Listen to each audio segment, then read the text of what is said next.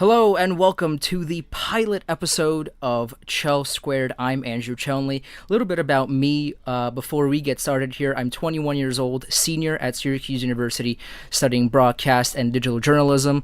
The reason why I got into sports journalism was because of hockey. When I was 5 years old, my dad was watching the Rangers game. I sat down with him and I never got back up. Hockey is the reason why I just decided to pursue a career in the field, and I live and breathe hockey. Of course, other sports as well. Basketball, huge Knicks fan, unfortunately. Got into the Giants and the Yankees recently, hockey is my number one, and I interned at the NHL last summer, was a broadcast intern, and this year I'm interning for Adam Shine on his SiriusXM show, Shine on Sports. We're going to be talking about Marc Bergevin today and how he should not have a job. I don't know how he has a job. We'll talk about that. The Sharks trade, Mike Hoffman leaving the greatest team he's ever played for, the San Jose Sharks, to the Florida Panthers. We're going to be talking about the NHL awards, the draft, John Tavares, Barry Trotz. We got a lot going on this pilot episode. And joining me on the very first episode of Chel Squared is the impeccable, the phenomenal, the fantastic Bryan Wojtanik. Bryan, hello. Andrew, that's the nicest things anybody has ever said about me. My own parents don't even love me that much. So thank you. It's an honor to come on here for the first episode. I hope I don't disappoint you. You will absolutely will not. I mean, I'm honored that you're here lending me your thoughts here. So Marc Bergevin, I'm gonna break this down for you. In the last 3 years, he's done 3 one-for-one deals. He's traded PK Subban for Shea Weber, which was a terrible deal. He traded Mikhail Sergachev for Jonathan Drouin, which at the time wasn't an atrocious deal, but it's a bad deal. And now, a few days ago, he traded Alex Galchenyuk, a 30-goal scorer who can play center, for Max Domi, who scored 9 goals last year, 4 of which are empty netters. He doesn't play center, a position the Habs desperately need. How is he still employed by Montreal? It's crazy. If I was a Montreal fan, I'd just be absolutely miserable. But for like an outsider's point of view, I love it. Like, I love this guy just making bad trades, because sooner or later it's going to be with the Rangers and it's going to be glorious. Like, him and Peter Chiarelli are just unworldly bad at their jobs, and they're not going anywhere. You got to imagine, like, Bergevin I think he has to score big at this draft, and if he has a good draft, some can be forgiven, but they don't even seem like they know what they're doing, and like that pick's been talked about being moved. So yeah, it's gonna be a wild 2 days here for Marc Bergevin, and I don't know how he has a job. Like, those trades, when you look at them on paper broken down like that, with like Sergachev, Subban, and Galchenyuk all going the other way, and you're getting Domi, Drouin, and Weber back. All those trades look awful in retrospect, especially when you get Max Domi, a 9-goal scorer, 4 of which were empty net goals. Like, that's he plays probably a stereotypical, like, what they want Montreal players to play like. Like, he plays a tough game, but you just trade, like you said, you traded a 30-goal scorer for a guy who scored 9 goals. Like, that's a tough look for a team who was awful last year. Right. I mean, okay, Drouin for Montreal wasn't terrible. He had 46 points, 33 assists. That's kind of what he does. He loves rack up those assists on the wing. At the same time, Sergachev is already probably one of the best defensemen in the league right now. Yeah, he's nasty. That's the guy I think all the Rangers fans wanted when they knew McDonough was kind of getting moved that way from Tampa. But it obviously didn't happen. So yeah, that kid's nasty. And Druin's good. Like, that seems to be the trade where I think, like, they can still get away with it. But like you said, like, Sergachev is a lockdown defenseman, and Drouin, like, you can find a Drouin in the draft. Like, it's hard to find a Sergachev. So it's definitely an interesting, and like I said, it's gonna be an interesting 2 days for them to see what kind of holes they try to fill. And like you said, they need a center. So whether they trade for one, I don't know if the Rangers are an option with Kevin Hayes or something like that. But it'll be interesting for sure to see what Bergevin tries to do to save his job. I don't know if there is saving this job at this point, because it's just been all over the internet. Like, they're whoever runs that Montreal Canadiens Twitter account, like, God bless them. Like, there's a reason why they put their tweets out in French, so that half the internet doesn't understand it, because it would just be awful for them. So Jonathan Drouin scored 46 points in 77 games for the Montreal Canadiens last year. Mikhail Sergachev, who is a defenseman, scored 40 in 79 games. I mean, that's kind of that's both, right? It speaks to how fantastic Sergachev is. At the same time, 46 points is good. It's not good enough, if that makes sense. And now, and then now it's Galchenyuk and Domi. I don't. The Habs were looking, according to rumors and quote unquote reports and whatnot. The Habs were looking for centers all year long, right? They need centers. They don't really have that. They traded away Plekanec to Toronto at the deadline. That was pretty much their entire center depth. Galchenyuk and Plekanec in a way, and now both of them are gone. Yeah, it's a tough look. It's like I think the Rangers are pretty bad off at center, like going into this next year. But like looking at the Canadiens, like they have some issues to fill, and whether the guy that obviously in the draft that they could take that might help is that Jesperi Kotkaniemi, or however you say his last name. Mm-hmm. But like even him, he's a pick that's been rumored to be around like a 10 to 12 range, depending on like where you look, what draft board you look at. So like where they're picking, it's a tough spot to have to reach that far. But like when you have to fill a need like center, you have to do those kind of things. So I think they will take a center in the draft. If not, then they're definitely trading for one. Like 'cause there's no way you can go into this next season with the center depth that they have, because they're just going to get massacred as it is. Right. I'm looking at a mock draft from Newsday that Andrew Gross and Colin Stevenson wrote yesterday, and they have Philip Zadina going third to Montreal, who is a right winger, who is a great prospect. Don't get me wrong. Philip Zadina is going to be phenomenal. But there have been reports coming out in the last few days from people that know prospects better than I do that Philip Zadina is going to fall off the top 5, potentially even top 10. I mean, if Montreal really, really likes Philip Zadina, he's a great player. It's not what they need. No, yeah, like he's a good player, and like you can build around that, but like we said, like when you move kind of guys like Galchenyuk, Plekanec, and you leave yourself that big gaping hole at center, it's a good player, and like that's obviously a guy you keep on the team, but like that you got to fill your needs, and I think that's what a lot of this draft is. So it wouldn't surprise me if Zadina did slip. I think I'd be shocked if he went outside the top 10. But I could easily see him going past 5, because there's a lot of guys that people like, and Brady Tkachuk, and some of these other players with Jesperi Kotkaniemi being a center for Montreal, and then you have Shveknov and Dahlin 1-2. So I mean, right there, that's your first 4.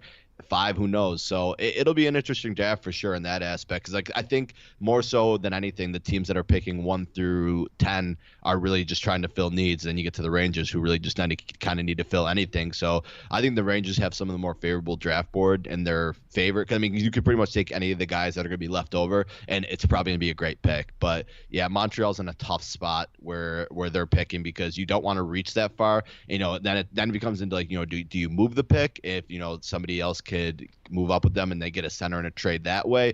But I mean, that trade's going to be asking a lot. So I mean, I'm sure their phone line's going to be busy tomorrow, and I hope the Rangers are at least in touch, just to see what that pick would cost.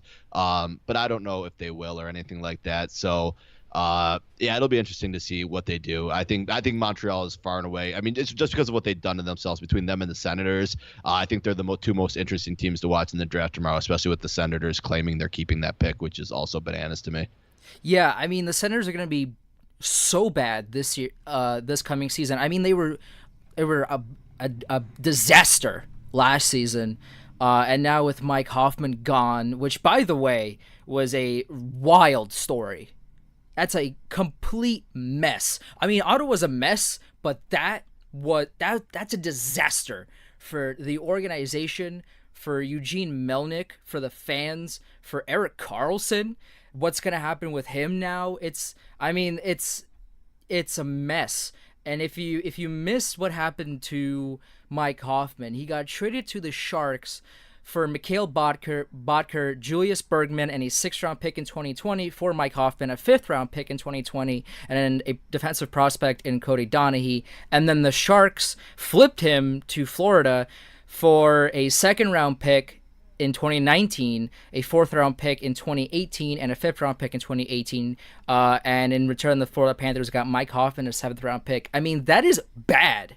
Mike Hoffman is a solid player on the ice. Now, off the ice, I mean, there's wives of NHL players like Jason LaBarber's wife and like other players' wives that have really been talking about Mike Hoffman's wife just stalking Erik Karlsson's wife and just being really, I don't know if mean's the right way to put it. Is it because some of the things that she allegedly said and did were outrageous.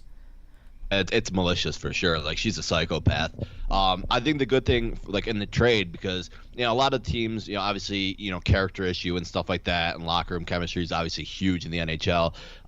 So having a guy like that is tough. And like even Dorian had his presser today before obviously the draft being tomorrow, but they're doing stuff for the draft. He even admitted that the locker room was broken, and obviously that plays a huge factor. Now he did deny that like he didn't know about it up until that point, which I think is bullshit.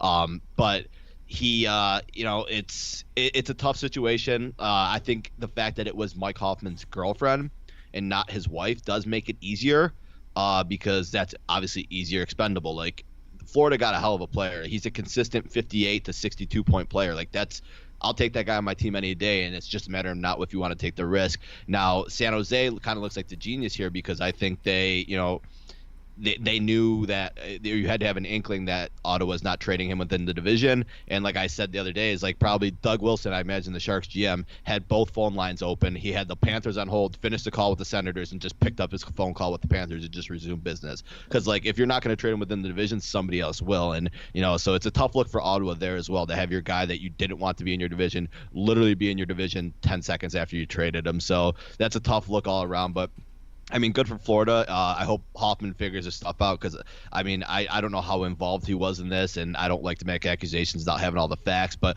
you got to imagine he had to have inklings and know stuff like this was going on. So, I hope for his sake he realizes his career is bigger than this woman, who obviously is like mentally unstable and needs help. And, the kid's a hell of a player, so I hope he can kind of put it together. And because I mean, he's a guy that you kind of want to root for if he can like kind of get past this. But if he can't, then it's a risk by Florida. But I think it's something that could easily pay off for them, because he's going to fit in well with that team. They're a young team. They're a fast team. Like I said, Hoffman can score, put the puck in the net. So it's all around a weird situation, and something like. It was kind of like our first taste of the NHL being a little bit like the NBA, where you had some of these weird storylines that don't usually get out. So yeah, it was interesting for sure, and you have to feel bad for the Karlssons and what it means for him. Who knows? I think he's obviously goner, and I think that's probably one of the more interesting storylines going into the draft, is whether he gets moved tomorrow. I mean, again, Dorian kind of like said that. He kind of tap danced around the answer whether or not Karlsson was going to be moved, and you got to imagine they're taking a ton of calls, and whether or not like teams like Vegas or San Jose and stuff like that are going to be in the mix. It'll be interesting for sure, but I think he's still as good as gone, because that whole organization is just it needs to get burned to the ground and start over. I feel bad for the fans to an extent. Like I've gone back and forth on whether or not how bad I actually feel for the fans, because they were one win away from a Stanley Cup final just 2 years ago. So like, it's not like they've been a deprived franchise for so long. Like they've been an okay team. Last year was a mess for them, but it's not like they've been super deprived. But like, you still have to feel bad to kind of watch your owner and your GM just kind of not know what they're doing, and then you get your assistant GM has like sexual assault charges on him now from like a hotel waitress. So it's like it's a messy situation, and it's something that you obviously don't have to deal with as a sports fan, but the reality of it is now, like nowadays, like stuff like this does happen. It does come up. So I don't know. I think Karlsson's gone. Hoffman being gone's good. So hopefully the Senators kind of move past this, and once they get rid of the owner and hopefully figure stuff out, they'll be back. Because I said it the other day too, is like the low they're in right now, they can only go up. So that high, once they get back up to the top and are competing again in the playoffs, it's going to be sweet to look back on and being like, I survived the Melnick era. So good for the Senators in the future, and hopefully they make the right decision with Karlsson. I mean, I guess the Islanders could say the same thing about the Snow and the late 90s, early 2000s. I mean, I guess, but at the same time, if you are at such a low for 2 decades like the Islanders were, except for, like 1 or 2 seasons, basically. It's definitely tough. I mean, it's never easy to lose for that long. And even for the Senators, right? They made the final in '06 and they lost to Carolina, which is a story but all on its own. And then they kind of Cinderella their way to the Eastern Conference Final 2 years ago. Should they have won? Probably. They probably shouldn't have beaten Boston. But yet they beat Boston, they beat the Rangers, and they almost beat Pittsburgh, which was shocking because Pittsburgh just dominated that year. I mean, and is San Jose now a prime target for John Tavares? Because now the cap ceiling is going to be $75.5 million. The San Jose Sharks, according to Cap Friendly, now have $16 million in cap space. Yeah, that's so. My theory is like I think you kind of mentioned it with the Islanders. Like they're a brand new organization. Talk about a franchise that's suffered for a while. And like I've gone soft on Islanders fans because I just have become friends with so many over the internet and stuff like that. But like today was like their Christmas. Like you could not have told an Islanders fan one thing that would upset them today. I mean, you get Lou Lamoriello, you get rid of Gar Snow, you get Barry Trotz, a guy who won the Cup 2 weeks ago, and people can argue, and I get it. Like it's easy to say Trotz isn't a great coach, but the fact of the matter is, like, I think some of the stats about the Islanders coaching is like they haven't had a coach with over 350 games played since like Al Arbor. So like to get a guy who has full NHL experience is bananas for them. So like you got to put it into context. Like to you as like a Rangers fan or like a Capitals fan, whatever you might be, who you're like, Trotz wasn't that great of a coach. That's fine. Try telling that to an Islanders fan. They don't want to hear it. Like the stuff that the coaching that they had to deal with and some of the issues, like it's all in context. Like to the Islanders, this is such a breath of fresh air for the organization itself. It's more of like a move than it is anything. It's like like I said, it's a movement. It's the organization finally showing it's like, like we kind of screwed up in the past. We've taken guys who probably weren't experienced for the spot and weren't ready. So we're going to get a guy who clearly has a ton of NHL experiences, and then you let him pick his assistants and let him breed the next head coach when Barry Trotz is ready to retire, because that guy has worked so much in his life over the last 22 years since he's been a coach. Like that guy's going to retire sooner or later, so he's going to coach the Islanders for whatever his contract's through. You let him breed the next guy and let him take under him. But as for the Sharks, to go back to your point, like where the money's going to go, I have a theory. Like, well, since all that happened with the Islanders, to kind of wrap up, I think Tavares is staying. I don't think he's going anywhere. Absolutely. And then I think the Sharks, that's Kovalchuk money. I think they're going to be the team that lands Kovalchuk. I think he kind of fits the system well. It's going to be them or Boston, because I think Boston obviously has the big need to fill where Rick Nash is going to leave that void. So you can kind of plug him in where Rick Nash was, and then San Jose kind of fits that mold. You got like guys like Evander Kane, Pavelski, Couture. So they'll be fine, and I think Kovalchuk will fit in well with either one of those teams. But I think that's Kovalchuk money for sure. I mean, you shred that Bacher contract, and that looks great for them. So I think Kovalchuk's going to be on the West Coast or in Beantown. Well, we've mentioned that the Sharks have 16 million cap space, but the top team that has the most cap space right now is the Islanders. But they only have 13 players on their roster right now, according to CapFriendly.com, which is a magnificent website, by the way. They have almost $33 million in cap space. $33 million. Now, they do need a goaltender. Now, because they have Barry Trotz for over $4 million a year, which is more than double what he would have gotten in Washington if he stayed. He was making 1.5. The extension that kicked in because he won the Cup would have been worth 1.8. Barry Trotz, of course, decided that was not enough for him, and he opted out. And now he's making over 4 for the Islanders, according to Darren Dreger and Bob McKenzie and all those great people over at TSN. Of course, Lou Lamoriello isn't one to publicly say how much everybody's making, but the insiders know everything about everyone, and of course they know the numbers on Barry Trotz. Now, I think Philip Grubauer definitely is going to the Islanders. Like, there's no way he's not. Grubauer wants out of Washington, right? The Islanders desperately need a goaltender. And now that Barry Trotz is in the Islanders organization, he's going to do everything in his power to convince Lamoriello to get Grubauer to come to Long Island. And news coming out of Buffalo is Robin Lehner is going to be UFA. He's no longer going to be a Sabre, which is I guess about time. He's not a starting goalie. I am not high on Robin Lehner at all. I don't understand why the Sabres traded for him. I don't understand why the Sabres made him be a starting goaltender when, you can't make Kristaps Porzingis play the point guard position. You can't make players that aren't cut out for certain things do those certain things. Robin Lehner would probably be a solid backup goaltender. He maybe at best a 41 game split goalie with somebody like Jake Allen did with Carter Hutton in St. Louis. I mean, he's not capable of performing well for more than for more than what a backup goalie is expected to do. He's not good enough, and the Islanders need a goalie. They should get Grubauer. If they get Robin Lehner, I don't know if he's an upgrade over Jaro Halak.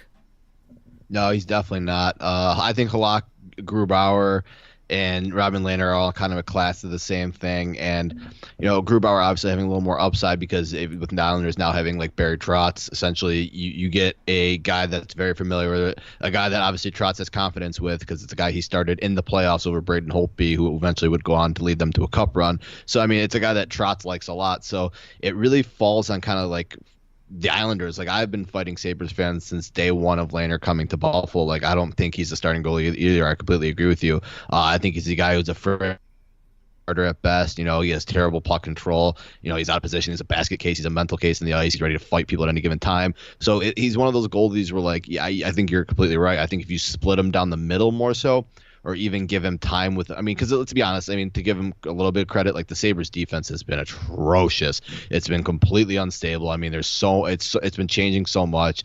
A lot of young kids. So you can't throw it on his shoulders, but he is definitely not a starting goalie. So it depends on where the Islanders and other teams want to go. Essentially, if you're the Islanders, do you wait to see if you want to just pay Lehner and kind of run him with I forget who the other goalie they have is, Grice.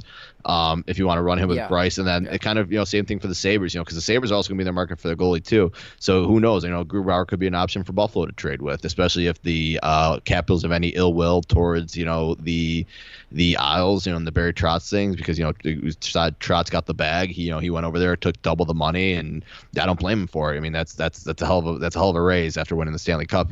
So it depends on where the Islanders want to stand in moving assets. Except Buffalo could be a team that's in play for Grubauer because they need a guy who's going to play with Linus Olmark, and I know they just signed that Ukko Puka Lehkonen guy, and that's probably one of the best names in the league. But who knows if it's a guy that's ready to play? So it'll be interesting goalie market. I think one of the things I think is so fascinating too is just how undervalued the goalie position is in the NHL draft, because these goalies that get drafted in the NHL draft don't see the league, maybe even like the minors, for like 3-4 years. So it's such a long-term process for a lot of these goalies. Like, I personally don't think we'll ever see a number one goalie pick again unless something ridiculous comes like this kid who's a freak. So I don't think we'll ever see a first overall goalie pick, but it is different to see like how like a sport like football, obviously, where the quarterback position is so important. In hockey, the goalie position is so important, but they're valued so differently in terms of drafting and the way they develop. So it'll be interesting, sure, for the goalies that are left, and what teams make moves, and Islanders, Sabres, and a couple others. It'll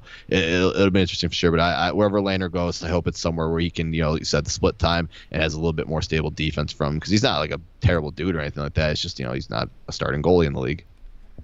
Right. Well, you mentioned Ukko-Pekka Luukkonen as a fantastic name. I'll give you one better. In the upcoming draft, 17-year-old Blade Jenkins. That's a creative player. That's not a real person. Somebody created a player and put him in the draft.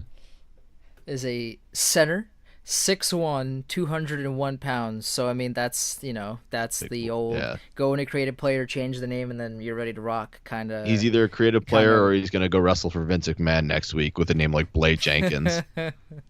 I mean, okay, so he's only 17 years old. He was born August 11, 2000. I'm looking at Elite Prospects right now. And he scored 44 points in 68 games in the OHL. I mean, he's 17, so he might be a point a game next year, but 44 and 68 in the O, that's not good. That's not looking too good. I mean, okay, for Buffalo, you got Ukko-Pekka Luukkonen, who's probably a project. I mean, I don't know too much about the guy personally, but at this point in Buffalo's rebuilding, I guess you could say, retooling times 1,000, they don't have another goalie. They have Chad Johnson, maybe, I guess, and they need desperately somebody to play goalie. I mean, listen, I played goalie a few years ago. I'm not good anymore. I probably was never good. But if you need a goalie, Buffalo, call me because I'm a free agent. I will not. I probably won't win you any games, but you know what? I could play the position. That's more than what you got so far. That's it. Because you got Chad That's Johnson, what the and standard application for Buffalo. Can you play the position? Yeah, yeah. right. Okay. Right. Okay. I mean, listen, I coached the Syracuse roller hockey team, not this past season, but the year prior, and whenever one of the goalies couldn't make it to practice, I would suit up. So I have collegiate experience in practice.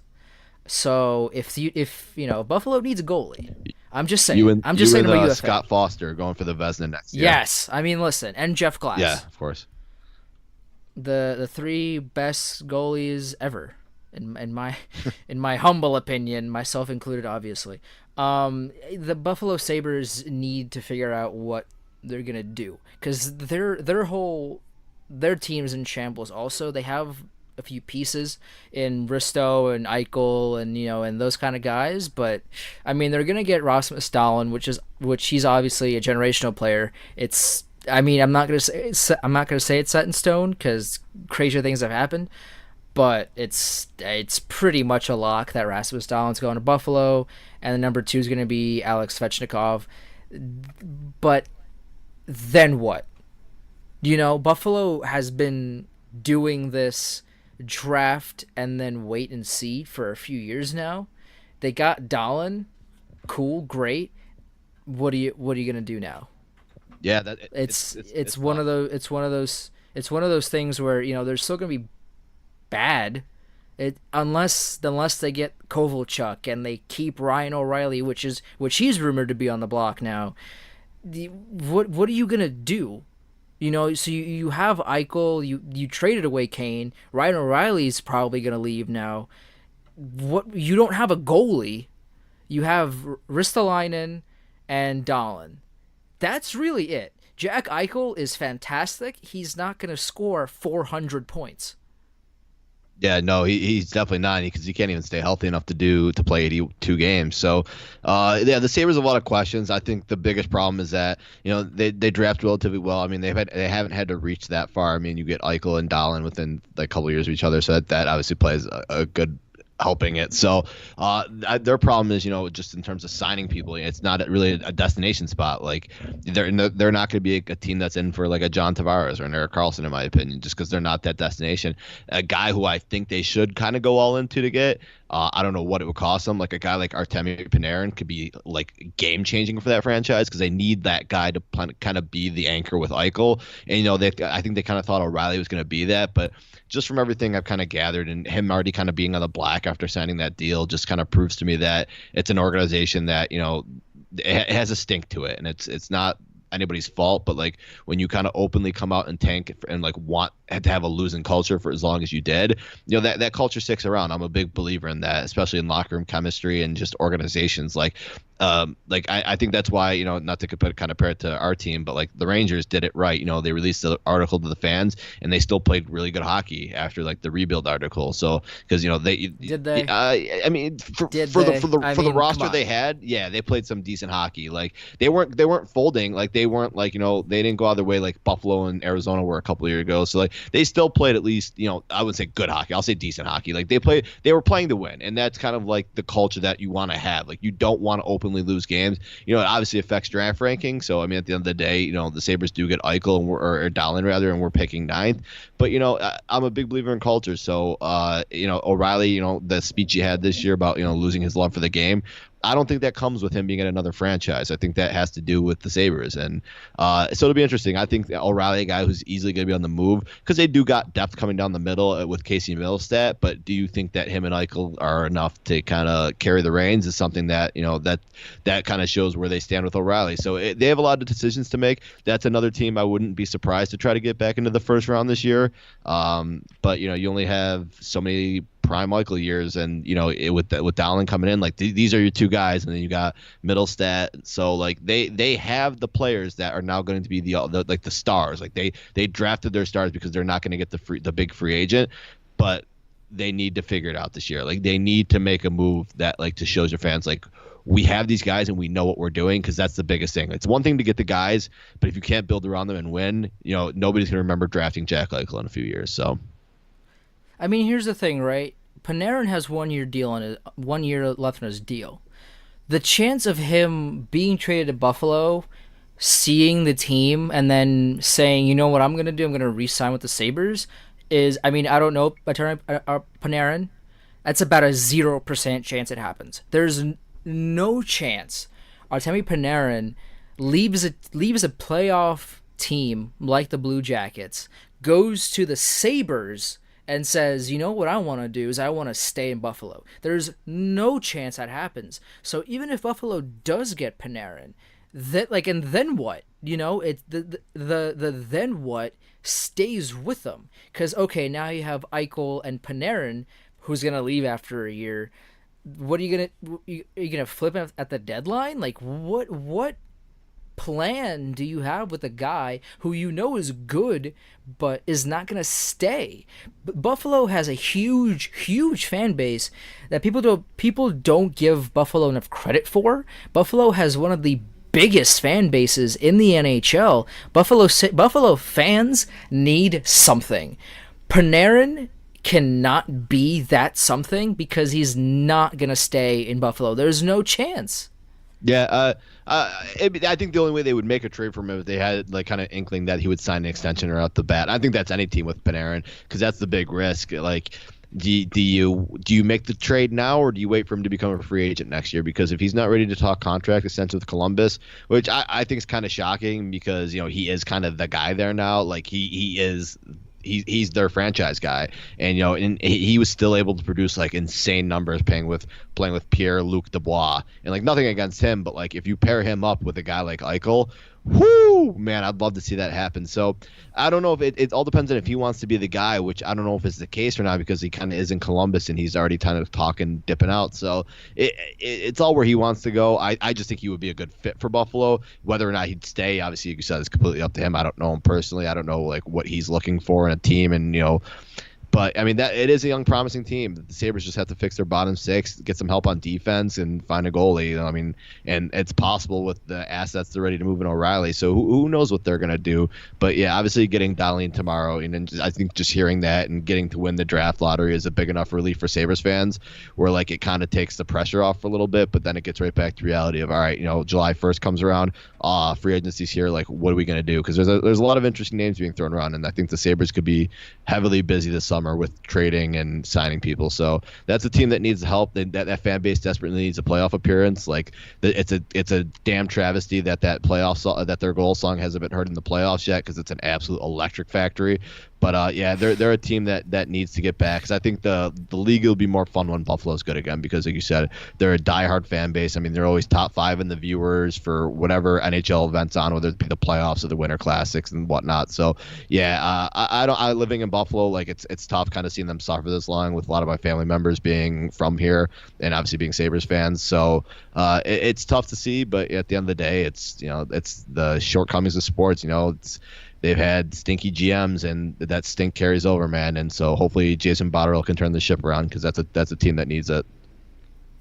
Speaking of Panarin, Darren Dreger 10 hours ago or 11 hours ago or something like that, he tweeted out, and I quote, "I don't see the New York Rangers chasing the big names," in parentheses, John Tavares, Panarin, Kovalchuk, who's been linked to the Rangers since the dawn of time, and Erik Karlsson. He says, looking for younger assets and plan on staying on course.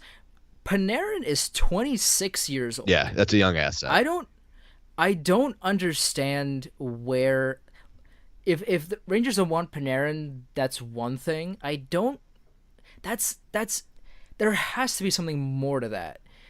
Because you can't say Panarin is not a young asset because he is. He's 26. The average age in the NHL is 27. He's clearly a young asset. So evidently, I think I mean maybe I'm looking into this a little bit too much, but I think Drager knows something that we don't. Maybe it was a potential trade that fell through, or just talks about Panarin coming to the Rangers, or something like that. Because Tavares coming to the Rangers was always a long shot. Kovalchuk has been linked to the Rangers forever, and Erik Karlsson to the Rangers has always been be a GM dream, NHL 18 style for Rangers fans. So Panarin is kind of the only name that kind of surprised me when I first saw it, because one, he is a young asset, and two, Rangers never were linked to him. But seeing him in this group of names is very surprising to me. Yeah, I to like kind of comment on the whole thing. Like, I've digested it since that tweet came out, and I'm fine with it. Like, I was initially fine with it, and just kind of thinking about it, I'm okay with where the Rangers are, and I think that it kind of shows to the fans, we are in the true rebuild. On the Panarin thing, I do think it's a little silly not to consider him. And like you said, there maybe was links to them, and like maybe like that I think the cost was just too high, and I think that's where the Rangers want to avoid is like how many assets are you willing to give up for this guy. And I'm assuming it was going to at least cost 2 first-round picks and a prospect, because that price can't be high. I mean, the guy's a top 10, maybe top 5 winger in the league. He's a point-per-game player. He's a special player, and he's going to cost a lot. So, yeah, I'm torn on that part, because like I'd love to get a guy like Panarin. He's going to be 27 when the season starts. So you said that's the league average. So it's not like he's old. He'll be in his prime years for at least the next 2-3 years, because he did a lot of KHL time. So he played less hockey, and I think that's just a guy that you obviously build around, especially on the wing where the Rangers are going to have some holes to fill. Because I think down the center line, when you have like Zibanejad, Hayes, and then one of Hedel or Anderson, and maybe Brett Howden on the roster this year, like they're going to have room to develop at center. So bringing a guy like that in on the wing only helps these guys develop. So I don't know, but like you said, Tavares was a long shot. I never thought he was coming to the Rangers, and I never thought he was even Long Island or Brooklyn, whatever you want to call it. So I always thought he was going to stay there. The Kovalchuk thing, I'm kind of surprised, like you said, since the end of the dawn, since he went back to the KHL, he's been linked to the Rangers, and he apparently wanted to play for a New York team. And I just think at the end of the day, he realized maybe he hasn't been watching a lot of NHL, and he still think the Rangers are playing with like Marian Gaborik, Rick Nash, and all those guys. And he looked at the roster, was like, wait a minute, I don't recognize a single name except for Hank. And he's like, I think he's gonna end up in San Jose. So it's wild to where the Rangers are like having these options, because the one thing the Rangers have always done is gone after that big free agent, that big name, and sometimes it's come to bite them in the ass. I mean, the Alexei Sorella kid they traded in the Eric Stahl trade has been an absolute monster. And that's one that that'd been a guy nice to have in the pipeline, because that's just another asset. So we're trying to. What a terrible trade! Awful. What a terrible trade! Awful. And I know people kind of blame AV for that, being the way he kind of like quote unquote buried Eric Stahl.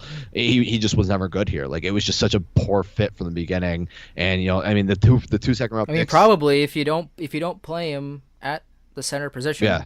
And you don't give him top 6 minutes, and he doesn't do well. I mean, geez, I wonder why. Yeah. So it was a bad look for the organization all around. So I think they're trying to avoid that. And having 3 first-round picks is very special. Now, I mean, even Gorton just came out like a little bit just before we started recording this that all they plan on picking where they're picking, but they're open for business. Like, those picks are not protected or by any means. So like as of right now, he said, we're planning on going in to make those picks.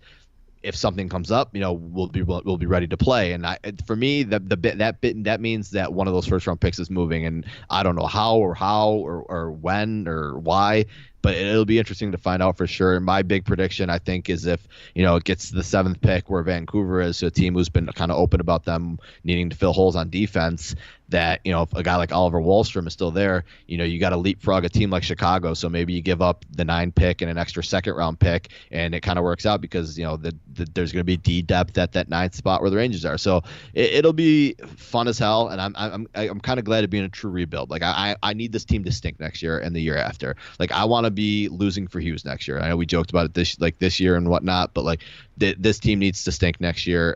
Jack Hughes is unbelievable, and I think it's a guy who would fit really well in the Rangers. So again, like you don't want to play to lose, but like you also want to let these kids develop. So I think, you know, with that said, that they leave a lot to be warranted in terms of actual performance. So I think that could lead to, you know, a lot of losses next year. But like, you know, obviously don't want to openly tank.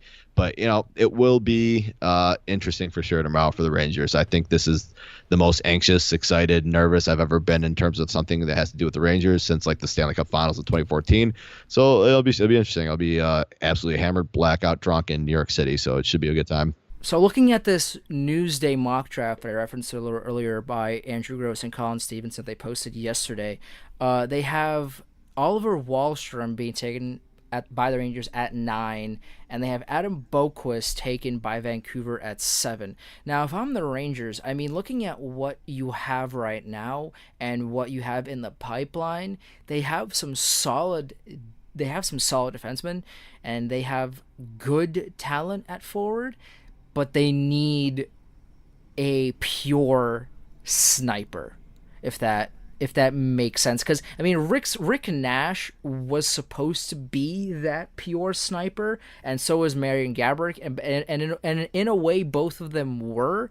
But Gaborik kind of he was very good, and then injuries and he just slowed down from there. Rick Nash just like he's a great player, not worth that contract. He's kind of like a Brad Richards of the 2017-18 Rangers. He's good, not worth that contract. So with the Rangers, they really need that pure, absolute bombshell of a sniper to complement, you know, Buchnevich and Zibanejad and Zuccarello if he stays on the team, which I hope he does. I love Matt Zuccarello, but if you get a great package for him, I mean, I can't say no to that. So the Rangers need another top 6 pure sniper. Wahlstrom can be that for him, but there's so much talent at the top 10 that any of these names could really be flipped. I mean, I've seen Newsday has Quinn Hughes going to Detroit at 6. I've seen lists where he falls to 9. I've seen Hughes fall out of the top 10. The top 10, 12, 15 names are not interchangeable per se, but there's a lot of movement going around. Oh yeah, there's a ton. I mean, where everything's gonna fall, I think that's gonna be the most exciting. This is probably the most like, I don't want to say the stacked, but it's a loaded top 10. I mean, there's a lot of different positions with a lot of good players, and you know, if I know the Rangers have come out and said Boqvist wasn't a target or Boqvist wasn't a target of theirs.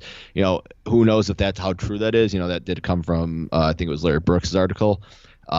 So who knows the truth behind that? You know, I don't know why a guy like Boqvist would be off of the list for the Rangers. Maybe it's injury related, and they don't want to take a chance on wasting this 9th overall pick, which that I completely understand. But Wallstrom's the guy I wanted. Like since I was riding the Boqvist train, but you know, I'm watching so much YouTube film on these guys and like just watching everything break down these plays. And Wallstrom, like I mean, even Craig Button said like he thinks Wallstrom's the best pure scorer in this draft. So that's a guy they need. I really want him, and I hope that he falls to the Rangers. And like I said, if he gets to the 7th spot, I think the Rangers have to get on the phone with Vancouver and, you know, leapfrog Chicago, because I don't think he'll get past Chicago. So that's a guy that I would love to get my hands on. And I think he fills a lot of needs. And, you know, fingers crossed for tonight. I'm really, really nervous, really excited. Here's the thing with this Newsday article that really gets me aggravated. They have Ty Smith going the unders at 11. Now, their description of Ty Smith is that he thrives in both ends of the ice, and in particular as a power play quarterback in the physical WHL, despite being a tad undersized. Who cares? Who cares? Yeah, it's a different league. Size is is never a selling factor for me and guys. I mean, just look at Marty St. Louis, Johnny Gaudreau. Like, the league has moved smaller, and I know for defensemen, like who's the one? Evan Bouchard's like kind of like that classic old school defenseman. He's a big boy. I mean, Dahlin's a big boy too. But he's quick and he's got these hands. So that's the difference. Like, a guy like Bouchard is obviously a little bit slower. He's not as good of a skater as some of these guys like Boquist and Dahlin. But I'll never take size into factor. Like, that's just something that in today's NHL, it doesn't matter if you get smaller as long as you stay fast, because the game's just so quick now. You got to be able to roll 4 lines and have these guys who could play, a lot of minutes a night. So size is one thing I'll never take into effect. It just doesn't make sense, right? Because a player like Yanni Gourde, right? He's not a tall guy. He's 5'9". He was undrafted, 26 years old. This guy scored 64 points last season in 82 games, which, by the way, earned him a Calder vote. I don't know who voted for him when Matt Barzal had 85 points.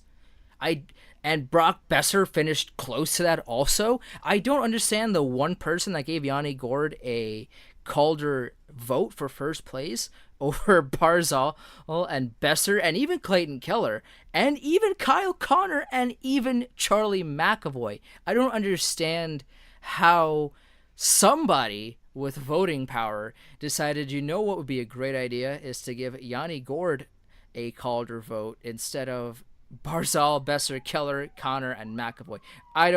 That's beside the point. But I mean, you have these not quote unquote tall physical guys that are really good, and I will never understand. I will never get it why shorter players are overlooked and hated and just trashed on by a lot of teams because they're not tall.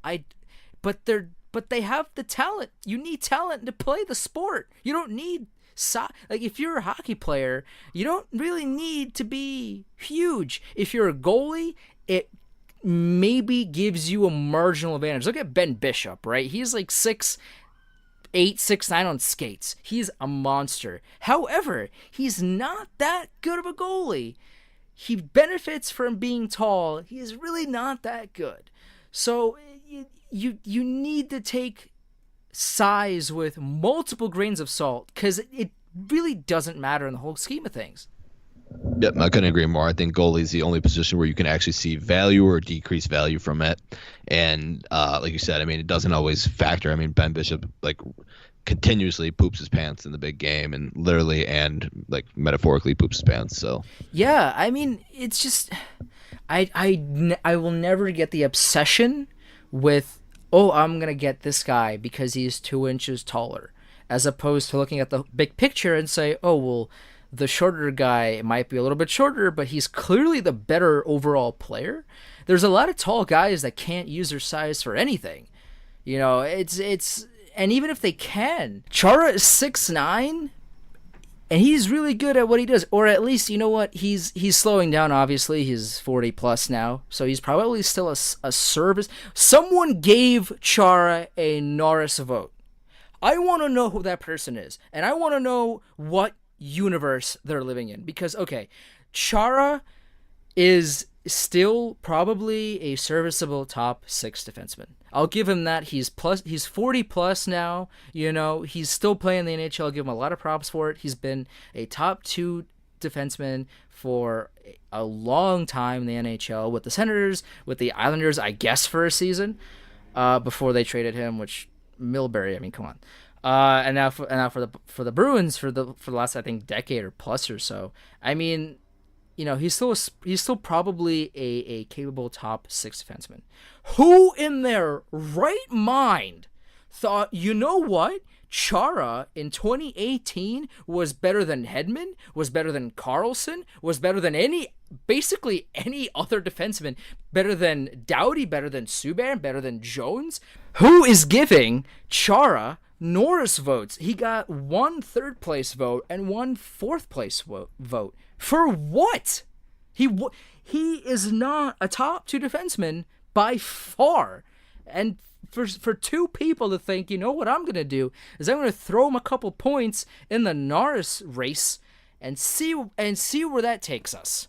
I don't understand. Shane Gostisbehere, Vlasic, Carlson, Suter. I mean, all these guys.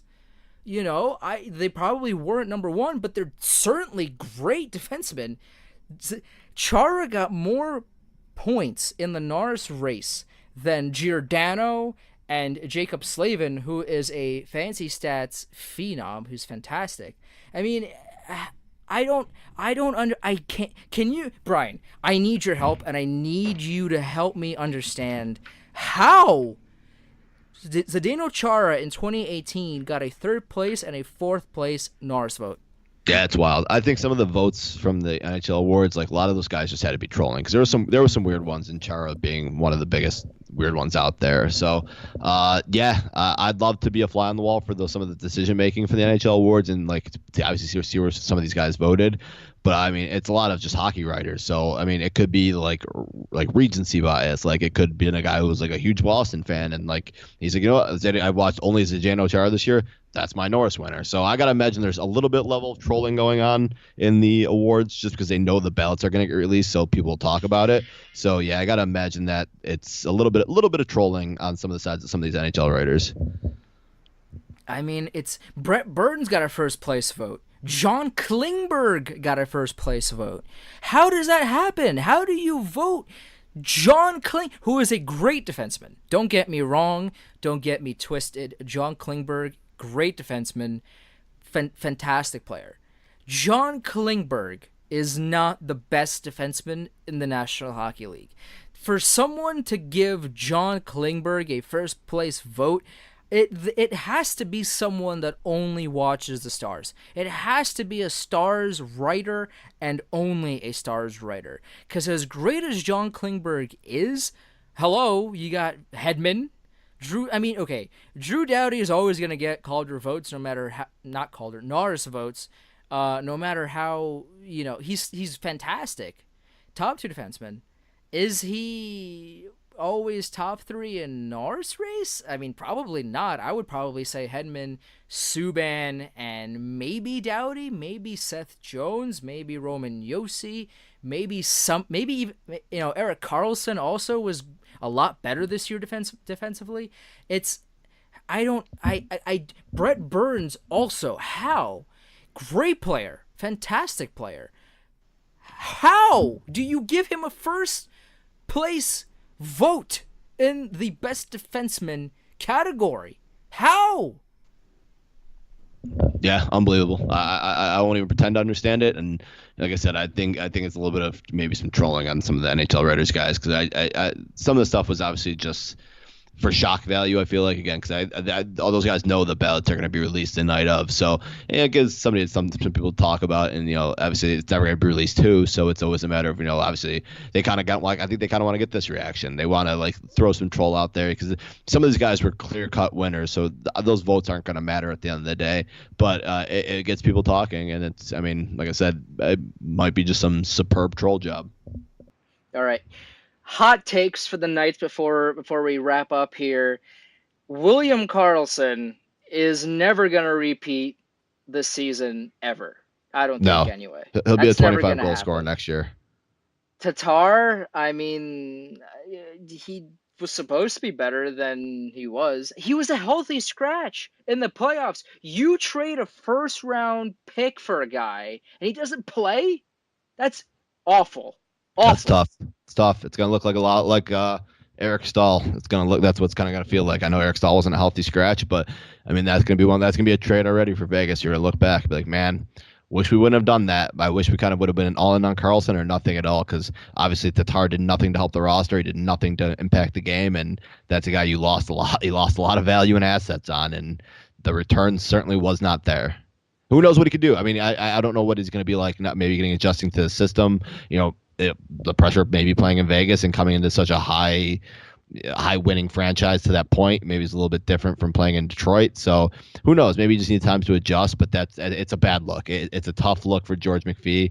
But the guy, like I said, he wizarded his way to a team that made it to the finals. So I wouldn't rule out him working some more magic in the next couple days here.